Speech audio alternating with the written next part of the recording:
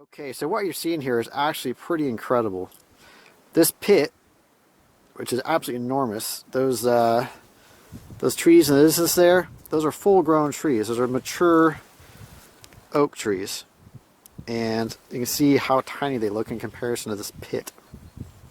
Now this pit was created overnight. That's right, overnight this pit was created on a Sunday night in 1620. And this mountain that used to be here was full of tin.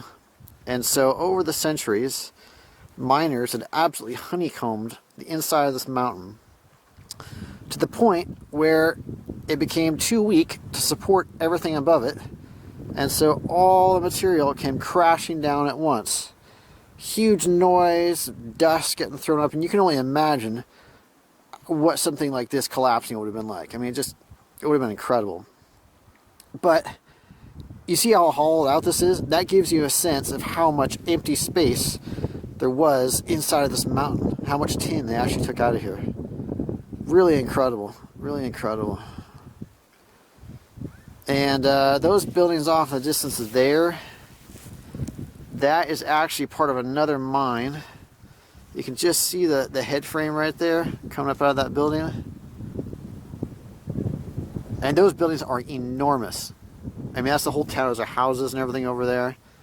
I mean, this pit is just insanely huge. So there you go.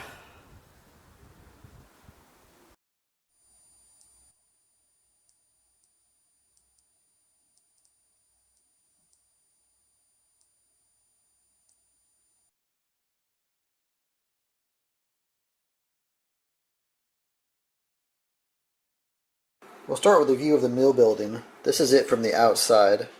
Alright, we are inside the historic Nauman mill, which is at least 500 years old. And what you're seeing in front of you is a mechanism for lifting the stamps that are on the right. And that log in the middle rotates, and those pieces of metal that you see embedded into it catch the stamps that I'm pointing to and lift them up and down as the log rotates. And you can see another row of stamps over here that operate in the same manner, lifting the stamps on the right up and down as the log rotates. A little wheelbarrow right there. You still see some of the ore inside the mill here. And another set of stamps, some old tools and such right there.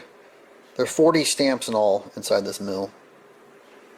Okay, we are down below now where the stamps actually do the crushing work. And there's a look up to where we were standing before, looking down. And you can see that device there that lifts the stamps up and down. Okay, I'm still on the lower level. And this giant wheel, powered by water, is what drives the whole operation. There's an ore bin there.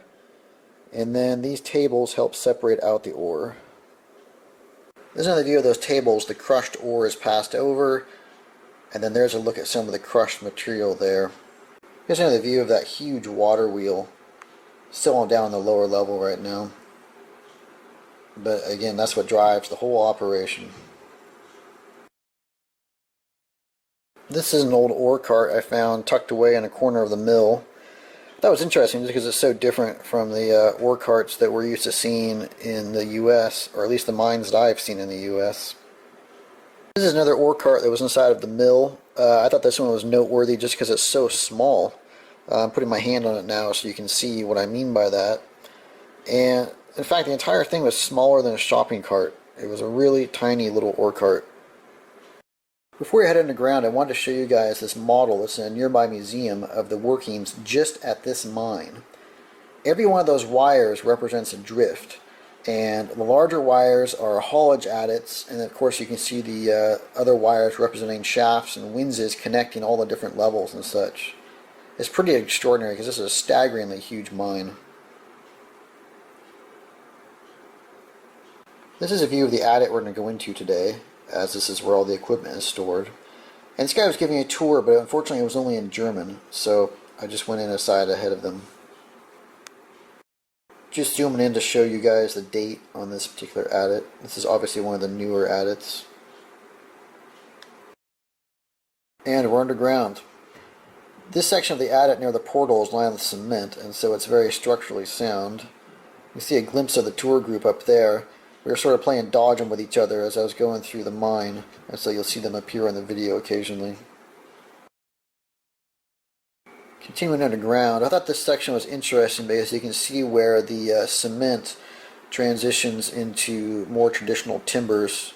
You see some of the rock along the wall there, or I should say the ribs of the adit, which I thought was interesting.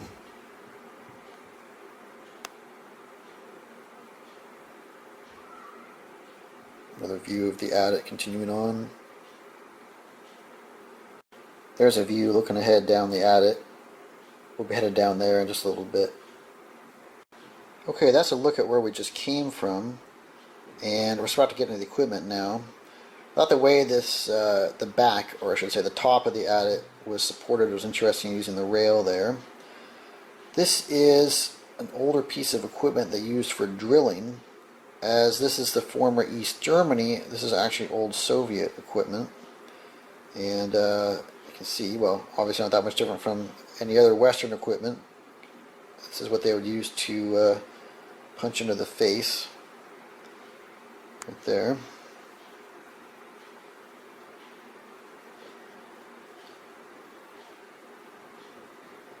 And you see that's how it would slowly be pushed forward. Of course, more than one working at a time. Some of the different controls for the operator and such here.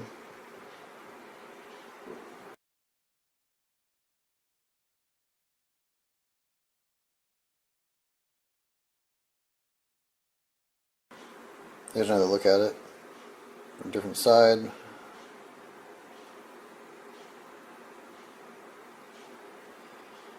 And some of the rock being held back, and then heading out into the passageway to continue on and deeper into the mine.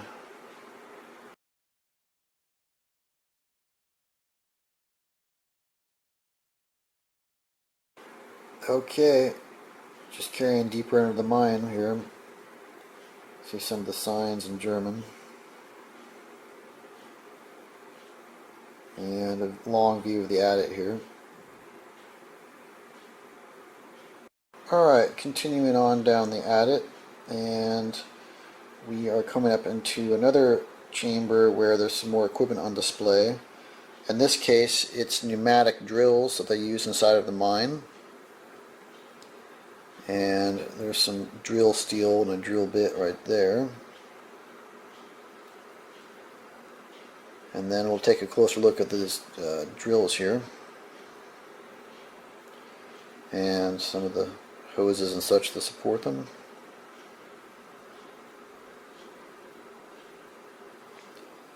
Again, these are older. This is, again, as I mentioned, this is the former East Germany, so this is old Soviet mining equipment.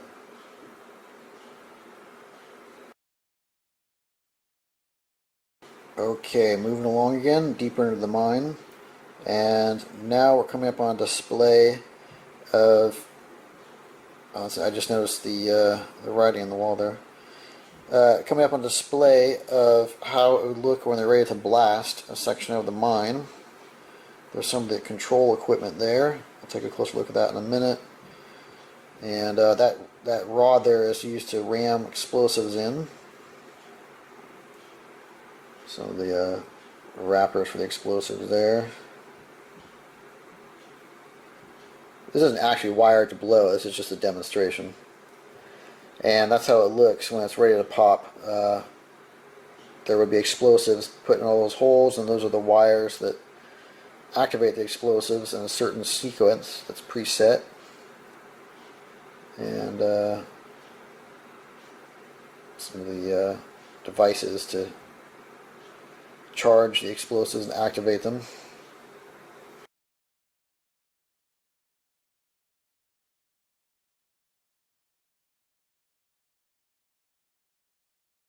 Alright, continuing on deeper in the mine.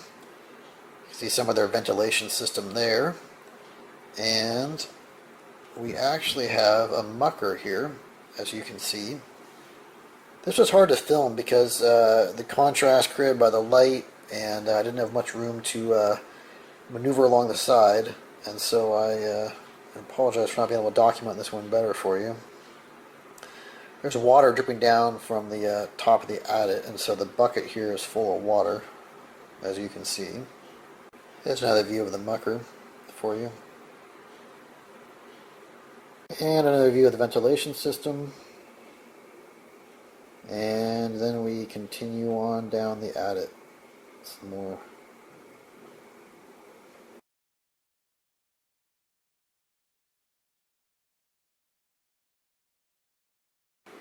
Those notches in the rock are created by dripping water, believe it or not. This is just backfill here. I thought it might have been a collapse or something at first, but it's just backfill. Thought the boot in the middle of it was interesting. Who knows how long that's been down there. You can see the old phone system they use inside of the mine here.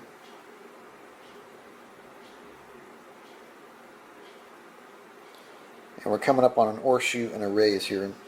An ore cart below the ore chute here. And there's a better look at the ore chute. Quite similar to what we see out in the States and elsewhere. And then there's a view looking up the raise. You see it goes up quite a ways. Didn't mean that to rhyme, but it does. Just another view of the ore chute and the raise here. And I thought it was interesting the way the back of the adit, or top of the adit, was supported here with the rail and the steel mesh.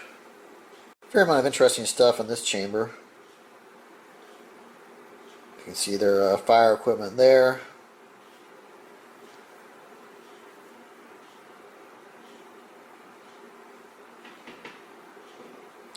And there's a nice collection of drill bits and drill steel here.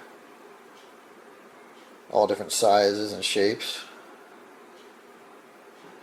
Put my hand on that one just to show you how big it was. And then this is a view of a more modern machine for drilling into the face of the mine. So you've got controls there, and then coming up to it,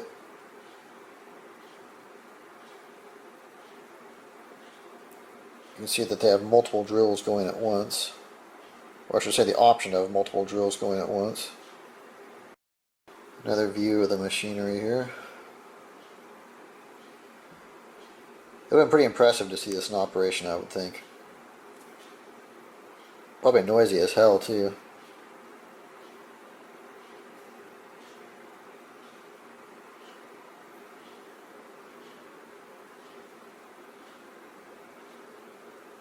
Sorry how dark it is. It's the light in there was really tough.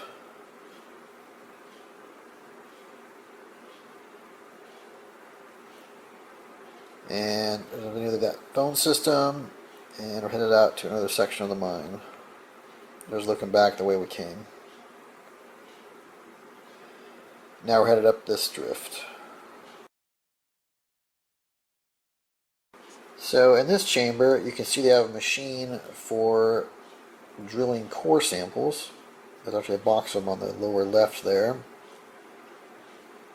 And you can see where that log there would brace the machine, and it would punch in and extract the valuable, information-wise, core samples to be analyzed.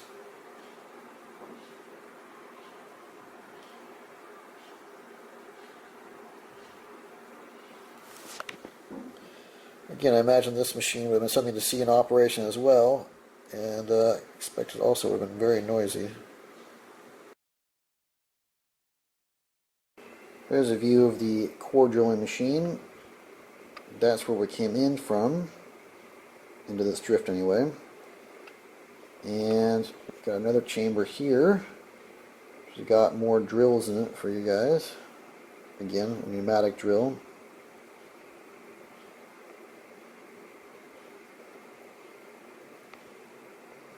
Some of the area they're working in there.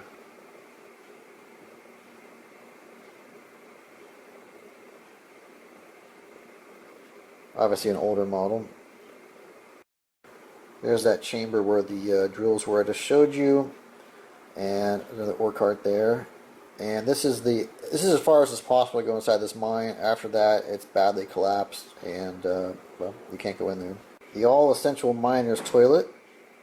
And no, I did not look in the bucket to see if it was full.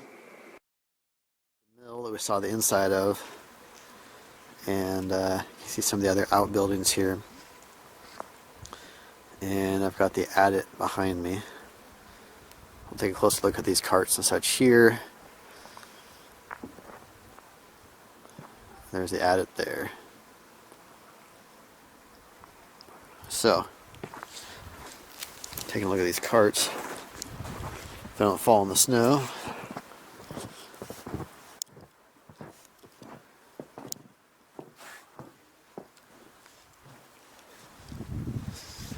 So I got a trammer.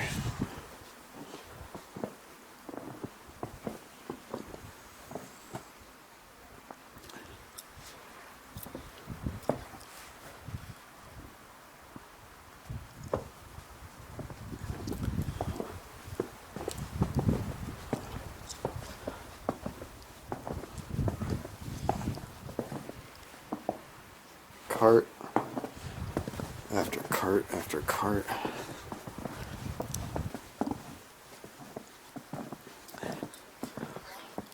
There's another mucker.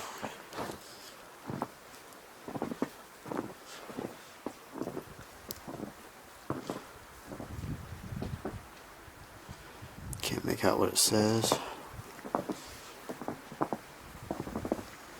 Some winches.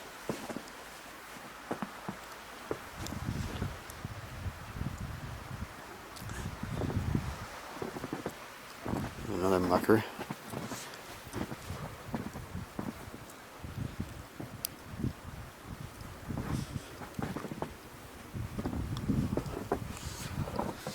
And this is a big boy. There's a big mucker right here.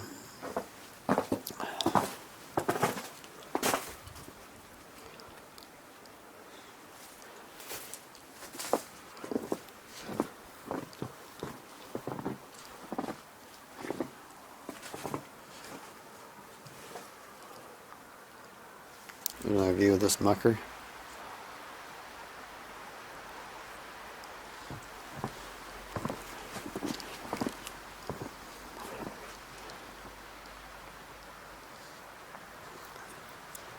I think it's huge.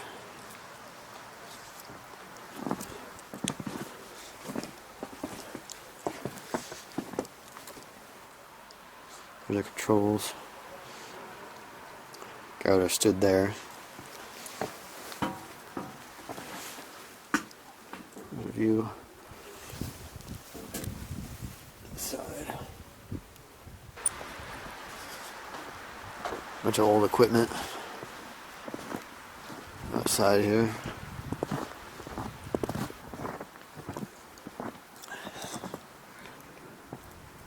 More drills.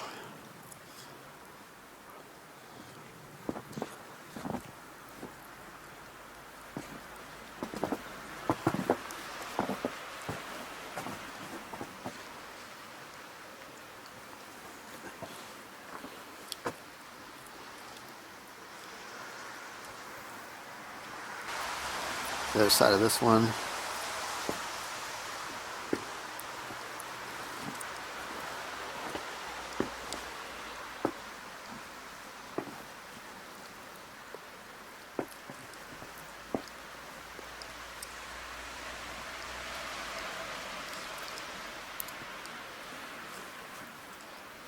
The milling equipment here.